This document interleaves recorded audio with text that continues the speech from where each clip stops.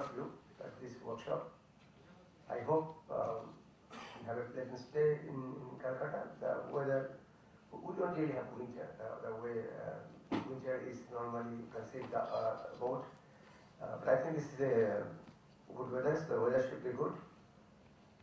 And well, in IRSI, whatever hospitality we can provide, I'm pretty sure Mandar they will be arranging all these things. And of course, the workshop should be more entertaining and live and also inspiring. That's what I'm looking for. I'm not really an expert in this area, so I cannot comment too much on the specific area of this workshop. But I should probably put a few words about our institute's role in computer or information sciences, which some of you may be aware, some of you may not be aware. Way back in 1950s, our institute actually had the first digital computer. It's an IBM machine, HEC2M, and that was the first digital computer ever installed in Asia, not only in India. And that was being used by our founder, Mandar, who was actually doing the planning of Indian economy. And he had, in this planning, model, they will have basically optimization problems and allocation problems, and it boils down to ultimately a large optimization problem where the variables are plenty in hundreds. You have constants, both linear and non-linear constants, which are again in hundreds, and the solution of these problems could not be done with this, usually mechanical calculators or by hand, and that was a necessity spread by our then institute director, PC Majumder, and he got the first computer ever in Asia. So this is number one information. So we are in that way pioneer. Okay, in early 60 and 61, that was the first time in India we started a formal education in computer science. So this used to be a one-year postgraduate diploma in computer science. Those are meant for either a bachelor's degree in engineering or technology or a master's degree in science. So this is the first ever formal education in computer science in India. I think way back in 1961. Okay, then the next step, in 1962 to 64, IRSI, along with Jalpu University, the Central University in the city, they have actually fabricated a complete digital computer on its own from scratch. And that machine is called ISIJU, so ECU, that was in operation from 1964. It took a couple of years to build this. And that was in operation, and that is the first ever digital computer which was actually built here, even before the Japanese. I think Israel did it before 1964. The Japanese came into this field after 60s. And one of the inspirations the Japanese got, now his Emperor Akihito, that time he was Crown Prince Akihito, he visited IRSI, and he was at the Amrapali guest house for a couple of days, and he had to learn about what is going on in IRSI. I think at the time Pandit Nehru was the Prime Minister. He advised him to visit IRSI because that's one of the center of academic excellence in the country.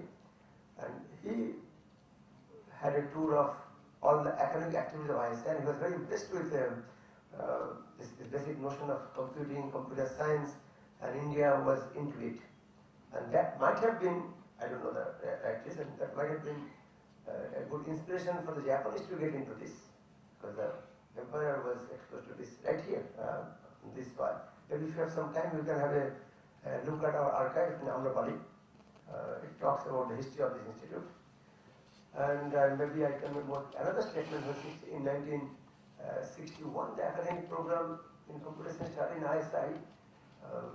None less than Professor Niels Bohr actually came and inaugurated that event. And he talked to the students and the teachers, so he inspired this kind of studies in India. So this has a rich history in computer science. Even though it is a statistical institute, it started with statistical problems, but as our previous directors felt that statistics could not really progress unless you have a very strong advance in mathematics as well in computer science. So computer science has been that important as statistics here, so is mathematics. And in fact, IRSI is a very special institution in India. We are not under our usual MHRD, under the Human Resources Department. So we are under a very separate ministry, and we are authorized to confer degrees. I think even till 2 years back, we are the only one outside the periphery of this MHRD who could confer degrees, and you can confer degrees in statistics, computer science, mathematics, and economics. So it's an institution. So historically, IRSI is a very sound place, has contributed to computer science, and this is one of our diversified program in computer science. After, I think some of them are already working after Mandar joined our faculty, and we have a couple more people like Bimal. So this has become an important area of research. And in IRSI, we put no restriction on the faculty member, he or she do anything they like, as long as it's a good academic work. So it helps in diversifying things, and I'm pretty sure this trend will continue, and we'll continue to contribute in the area of knowledge in a broad sense. And I'm pretty sure information access will also be enriched by this workshop and by the work of our colleagues and students. Thank you. May I say that we are in our own humble way trying to live up to the pioneering standards set by IRSI. I think we are the first to have stolen ideas from CLIA and CIR, which are established evaluation forums elsewhere, and have started something along the same lines here, which is what we see today, FIRE2012. So what we will do now is I'll talk a little bit about a bigger project of which FIRE is a part, and then to bring you up to date on what FIRE has been doing for the past 4 iterations and what the future prospects are. It will be over to Prasenjit.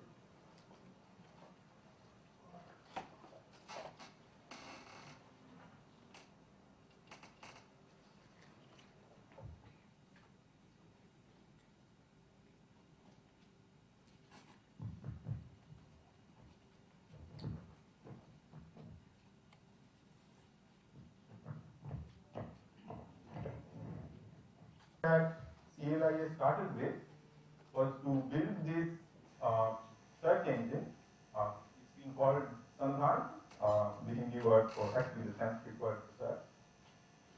And the goal is to, as you see, the interface is an entirely familiar one. It's to provide a search engine that caters primarily to the Indian languages.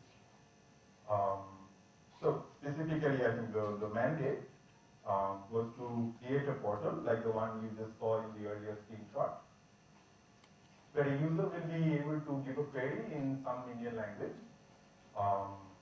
And the important part, which is where the name comes from, which is why it's called cross-language information access, is that documents that are returned to the user, certainly in the language of the query, but also if there are relevant documents available in English and Hindi, the goal is to retrieve those. And not simply to retrieve those, because then this would be called the CLIR project, or cross-language information retrieval. But to provide access, we also need to make sure that the information is presented to the user in his or her language of choice. So this was the goal, and the languages selected initially were the ones you see there: Bangla, Hindi, Marathi, Punjabi, Tamil, and Telugu. The choice of languages, I think, was dictated by 2 factors. One was how much content there is to search in a particular language, and the availability of interested people who are willing to do something for that particular language.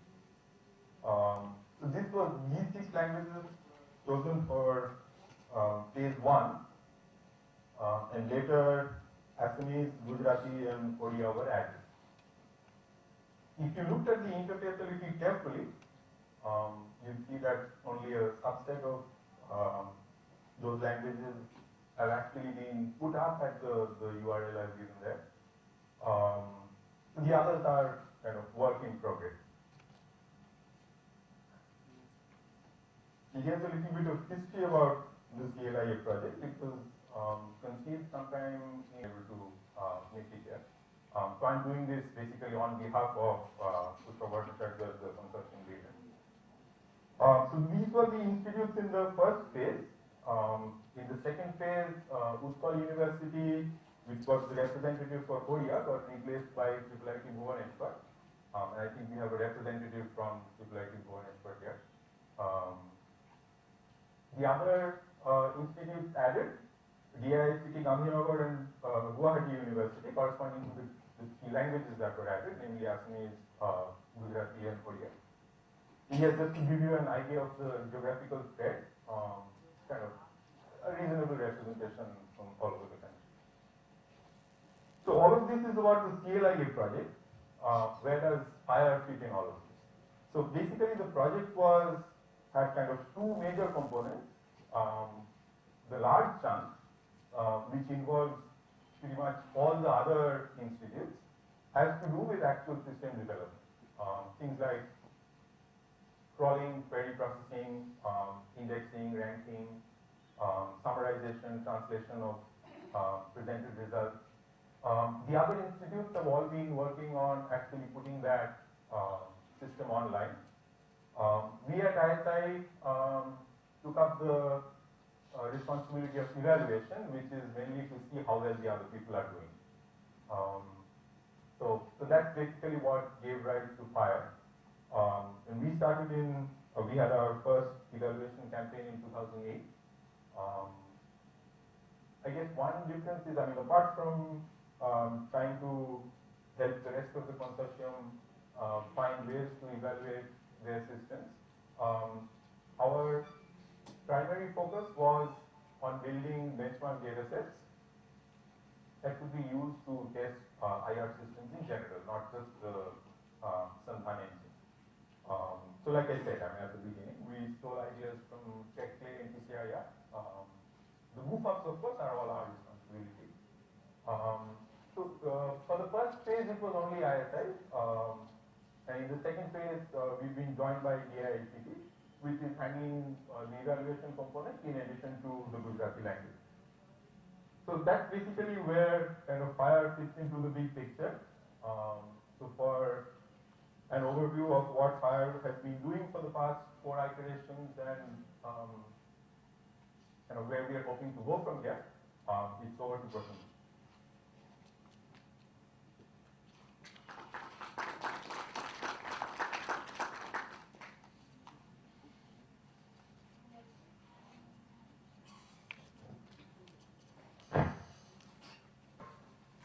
Can you hear me there? Yes, yes. Yeah. So thanks, Mandar, and our director of IRSI, Professor Bimal. Here I would like to give you report to the community. That's what we have been done so far this time. So this is the 4th time we are doing FIRE. So here it goes, the outline of today's talk. The tracks that we have this time, new track proposals. There are 3 new track proposals this time. There is a new thing, poster session, other evaluation forum, FIRE publications, and so the first track, as Mandar said, is to evaluate retrieval effectiveness in Indian language. So these are the languages this time we had, and ODI is a new inclusion this time. Cross-language Indian news story search. Something like initially the idea came from University of Valencia. The track coordinators are here. Something to identify plagiarism in cross-language setup. It evolved to this format, and the new name is Cross-Language Indian News Story Search. Morpheme extraction task. It the new ones which we introduced this time. This general idea is to identify the morphological variation in different Indian languages and how effective those things can be in improving the performance of retrieval. Collaborative information retrieval. This track was organized by DCU, Ireland. Resource, retrieval from Indic script OCR text. And finally, SMS-based pack retrieval proposed by IBM Research IRS. So these are the 6 tracks this time. So here is a brief overview of the ad hoc task. So on the onset, I must say that the task, the text collection, specifically the corpus, is almost same like last year. So 50 new topics were added, 176 to 225 in thread format. The only thing is that the query formulation changed, and for Gujarati and Odia, the full depth was 30. And the maximum full size across queries was highest in Hindi and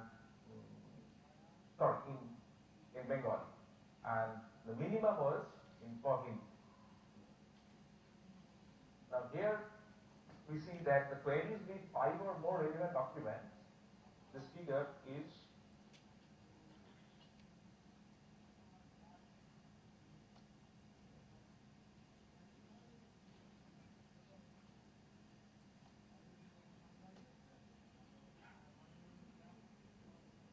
yes, you can see here.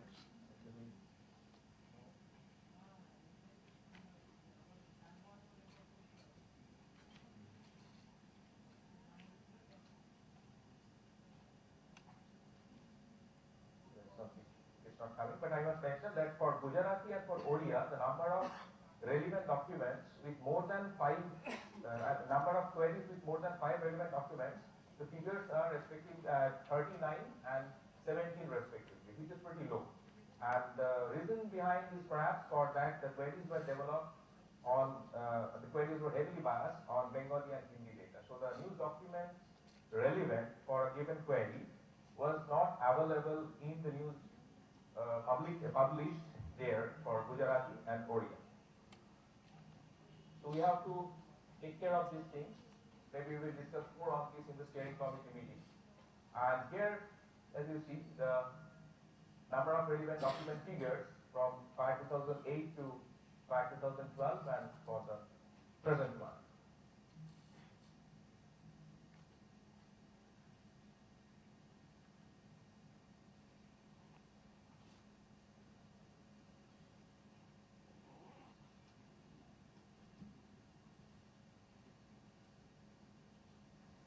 Now, something that is not really so good, but I have to report that the ad hoc track participation is something like this over the years. 2008, there were 9 teams and total 64 runs were submitted, followed by 129 runs in 2010. The number of teams, we see that there is a slight increment, followed by 73 runs. It is dropping, and these are the figures for this year. Well, so few questions with this ad hoc task specifically. Should we continue with this? We can take this more in the steering committee meeting. Or another suggestion could be that should we only run this ad hoc task for new languages?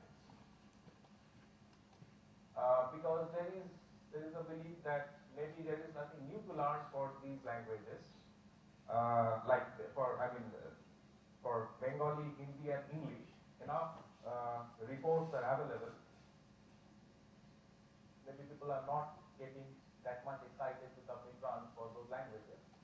And this is the third suggestion that we tested also a bit this time. in new avatars, that is mate. So mate was essentially what we did, that we asked the participants to submit their system, and we generated the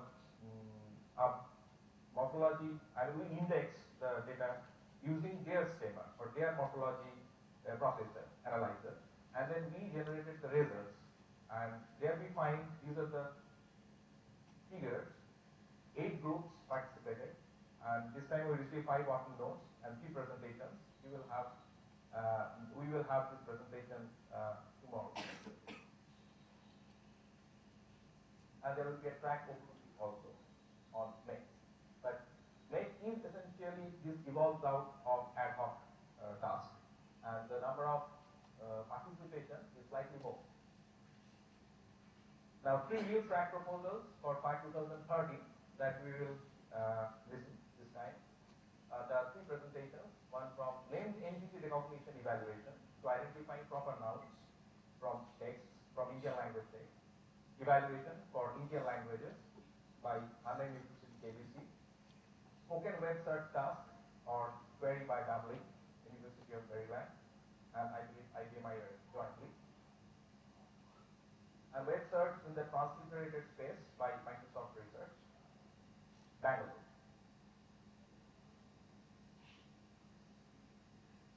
Now,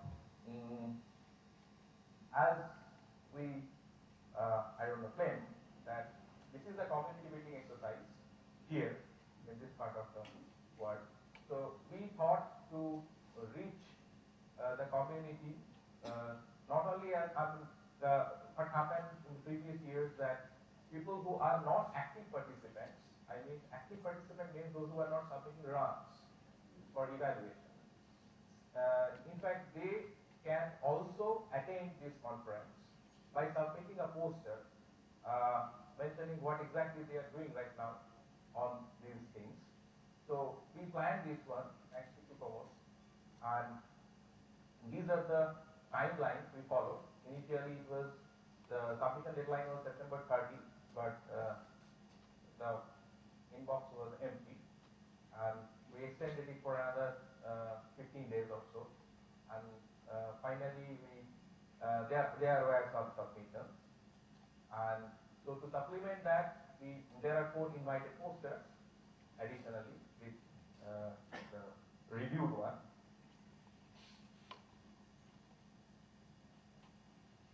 Now this time we'll have talks from, like every year, from other evaluation forums, as Mandar mentioned. This time, unfortunately, we don't have anybody from TREC.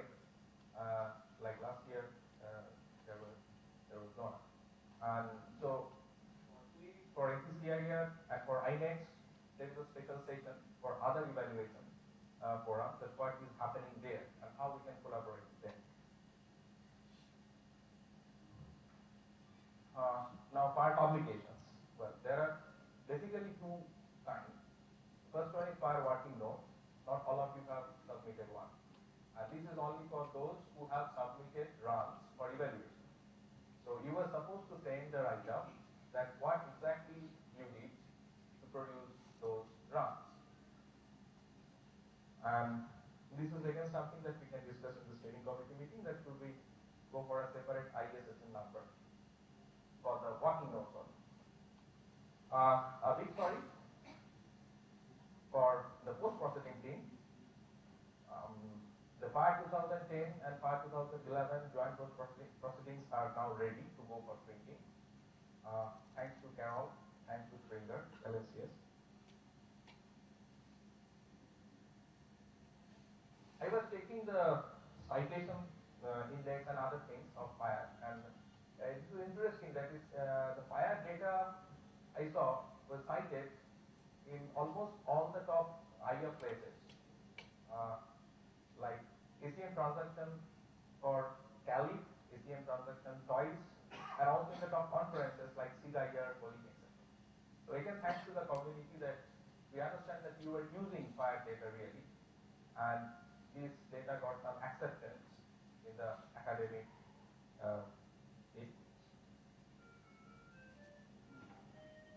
So our sincere thanks to our sponsors, DIT, Government of India, and our and our board sponsor, Google, track coordinators, publishers, the publishing companies like Anandabajar Putrika, Telegraph, Gujarat Samachar, Dainik Jagaran, and we are very thankful to them that they allowed us to use their archive to do this evaluation. Our steering committee members, departments at ISI, accounts, audiovisual unit, CEO, somebody as usual, and many more. So, thank you all.